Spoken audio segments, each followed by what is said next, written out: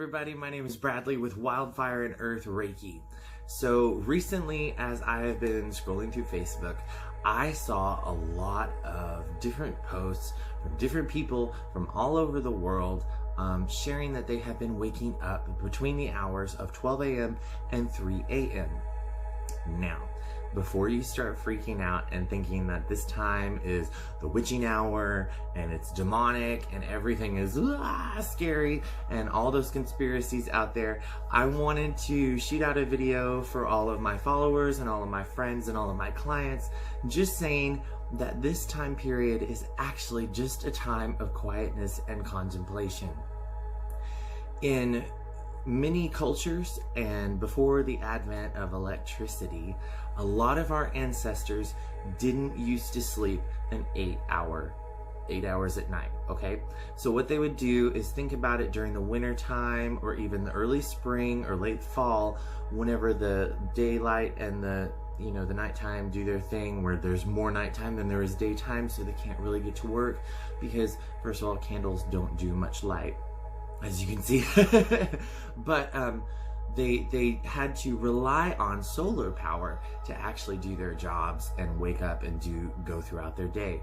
So instead, what they would do, and I'll link an article below for this, it's called second sleep shifts. So what they would do is they would segment out their sleep. So say they went to sleep at 8 p.m. at night. They would wake up sometime between the time period of 12 o'clock to 3 a.m.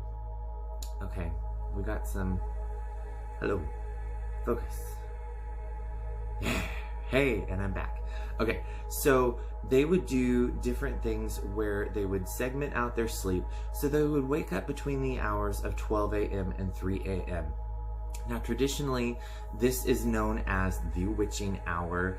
Some people do link it to like these demonic things, ceremonies of black magic, etc., etc. But that's just because it was done under cloak of night, and a lot of those religions and beliefs were persecuted, so they couldn't do it during the daytime. However, there is also a long-standing tradition of doing prayer, meditation, and even having intimate relations with your spouse at this time. So this is a perfect time to kind of get into your body, get into your center, into yourself, go down into your heart, and really see what Spirit is trying to tell you. Because this is the perfect time for when you are completely disconnected from everybody else's energies. If you're laying in bed with someone, you're obviously going to be picking up on their energy field, especially if you are empathic. And even if you're not, know that that energy is in you. So what you can do is you can go into another room, you can go into your living room, you can go into a prayer room, or even to the bathroom and just take a few minutes to yourself to really tap into Spirit and see what's going on. Now, this time period from 12 to 3 is reminiscent to noon of nighttime, okay? So think about it. During the day, from 12 a.m. to 3 p.m. is the hottest sun, right? Because the sun is direct, right above us, center of the sky.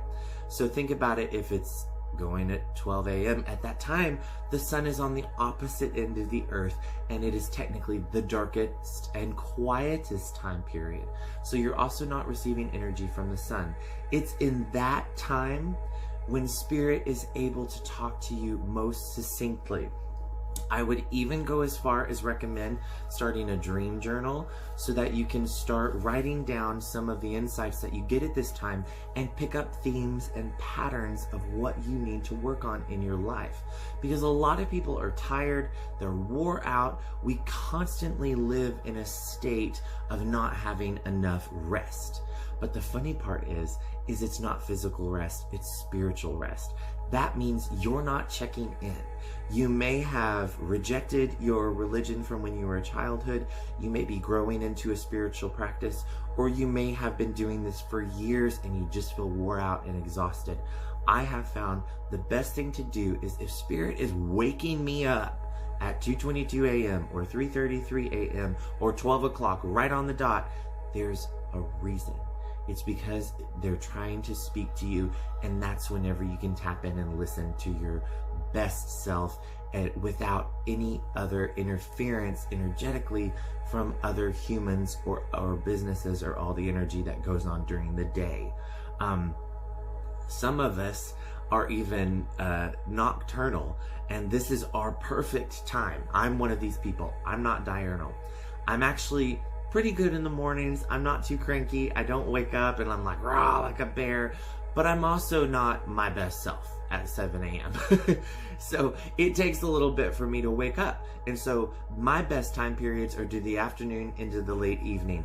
And if I'm working evenings or if I'm even working later at night, it's easier for me to actually work better at night. My brain tends to think better. My brain tends to function better. I actually wrote my book, The Fool's Journey, between the hours of 12 a.m. and 4 a.m. It was during that time whenever I wasn't thinking about my job. I wasn't thinking about my friends or family. I was just thinking about, what does Spirit want to say to the world? What can I channel through? And so that actually is like a prayer journal of what I did with Spirit and what they gave me. And so you can harness that energy too. So if you're waking up between the hours of 12 a.m. and 3 a.m. or even later to 4 a.m., just know that Spirit is trying to speak to you, and it's time to listen. This is the perfect opportunity to quiet everything around you, take a few deep breaths, and really focus on who you should be and what you're here to do. What is your purpose?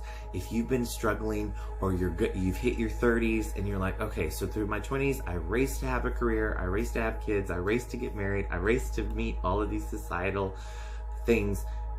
In your 30s, it's weird. You start rethinking everything and thinking, who do I want to be when I grow up? It's almost like a second puberty. And you go, well, I've done all these things and that's awesome, but what are my goals now? So you've attained all your goals. So now what can you work on now? Like, I feel like everything else was for everybody else, was either for your family or your friends or societal norms.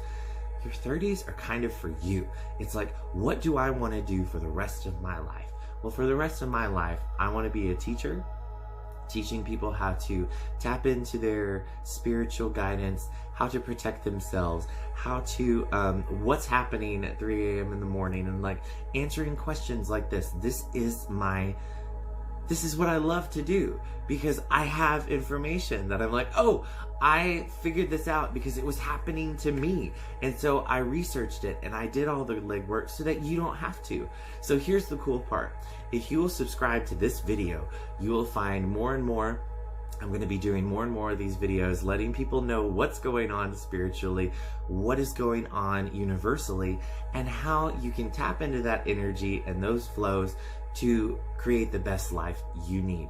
So it's time now. If you're waking up from 12 a.m. to 3 a.m., it's time to wake up and really hit the ground running, because then you can go back to sleep.